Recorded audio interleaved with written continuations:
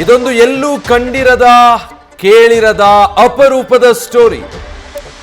Traffic police commissioner ನೋಡಲೇಬೇಕಾಗಿರುವಂತಹ story ಇದು.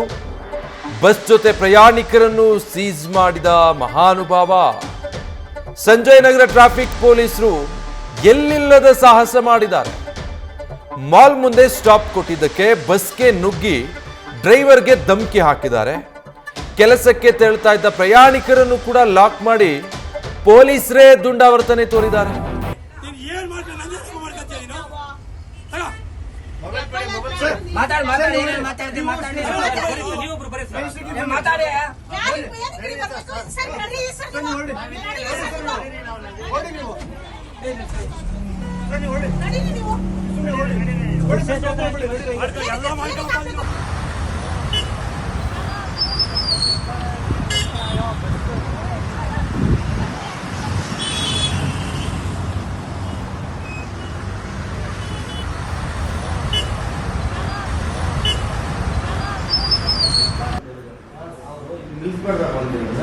ಆಯ್ತು, ಈಗ ಕರ್ಕೊಂಡ್ ಬಂದಿರಲ್ಲ, ನಿಮ್ ನಂಬರ್ ಅದನ್ನ ಬರ್ಕೋತೀವಿ.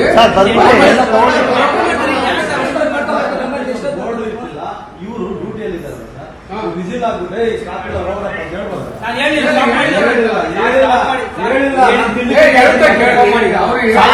ಓಡ್ ಬಂದ್ರೆ ಹೇಳ್ರಿ, ಹಿಂದೆ ಕುತ್ಕೊಂಡಿದೀನಿ. ಓಡ್ ಬಂದ್ರೆ ಆವಾಗ ನೀವು ಓಡ್ ಬಂದು ಮುಂದಿಕೋರ್ ಅಂತ ಹೇಳ್ತಾ ಇದ್ರಿ. ನೀವು ವಿಸಿಲ್ ಆಗ್ತೂ ಇಲ್ಲ, ಅಲ್ಲಿ ಹೇಳೇ ಇಲ್ಲ. ಕರೆಕ್ಟ್ ಆಗಿ ಹೇಳ್ರಿ ನೀವು.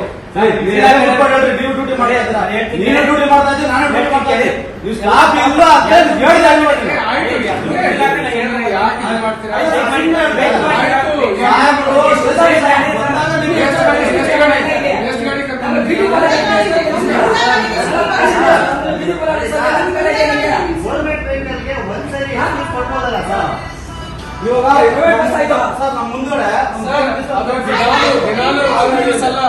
ಇದಕ್ಕಿಂತ ಮೊದಲು ಹೇಳ್ತಾ ಇದ್ದಾರೆ.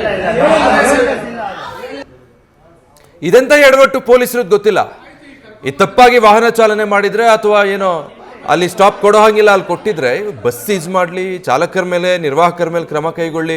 ಹಂಗಂತ ಬಸ್ಸಲ್ಲಿ ಇದ್ದಿದ್ದ ಪ್ರಯಾಣಿಕರದೇನು ತಪ್ಪು? ಪ್ರಯಾಣಿಕರ ಸಮೇತ ಬಸ್ ಸೀಸ್ ಮಾಡೋದಂತೆ ಇಂಥದ್ದೊಂದು ಘಟನೆ ಕೇಳೇ ಇಲ್ಲ, ಕೇಳಿರೋದಕ್ಕೆ ಸಾಧ್ಯ ಇಲ್ಲ. ಪ್ರಯಾಣಿಕರು ಕೂತಿರ್ತಾರೆ ಅವ್ರವ್ರ ಸೀಟಲ್ಲಿ. ಏನು ಯಾರು ಸ್ಟೇರಿಂಗ್ ಹಿಡ್ಕೊಂಡು ಬಂದಲ್ಲಿ ಯಾರು ಡ್ರೈವರ್ ಕೆಲಸ ಮಾಡಿ ಬಸ್ ನಿಲ್ಸಿರ್ತಾರ? ಪ್ರಯಾಣಿಕರನ್ನು ಬಿಟ್ಟು ಕಳಿಸ್ಬೇಕು. ಅಥವಾ ನೀವು ಬಸ್ ಸೀಸ್ ಮಾಡ್ತೀರಾ ಅಂದರೆ ಅದು ಅವ್ರಿಗೆ ಪರ್ಯಾಯ ವ್ಯವಸ್ಥೆ ಮಾಡಬೇಕು. ನೀವೆಲ್ಲ ಹೇಳ್ಕೊಂಡು ಇನ್ನೊಂದು ಬಸ್ ಹತ್ಕೊಂಡು ಹೋಗಿ ಅದಾದ್ಮೇಲೆ ನಾವು ಬಸ್ ಸೀಸ್ ಮಾಡ್ತೀವಿ ಅಂತಾದ್ರೂ ಹೇಳಬೇಕು. ಅದೇನೂ ಇಲ್ಲ.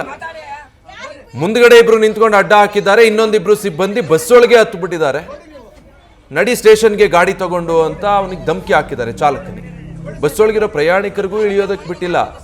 ಅಥವಾ ಅವ್ರು ಹೇಳ್ತಿದ್ದಾರೆ ಸಿಚುವೇಶನ್ ಏನಿದೆ ಅನ್ನೋದನ್ನ ಅದನ್ನು ಕೇಳಿಸ್ಕೊಂತಿಲ್ಲ ಪೊಲೀಸರು. ಯಾಕೆ ಈ ರೀತಿ ವರ್ತಿಸಿದ್ದಾರೆ ಅನ್ನೋದು ಗೊತ್ತಿಲ್ಲ. ಒಂಥರ ದುಂಡಾವರ್ತನೆ ಇದು. ಪೊಲೀಸರು ನಡ್ಕೊಳ್ಳುವಂಥ ರೀತಿ ಅಲ್ಲ ಇದು.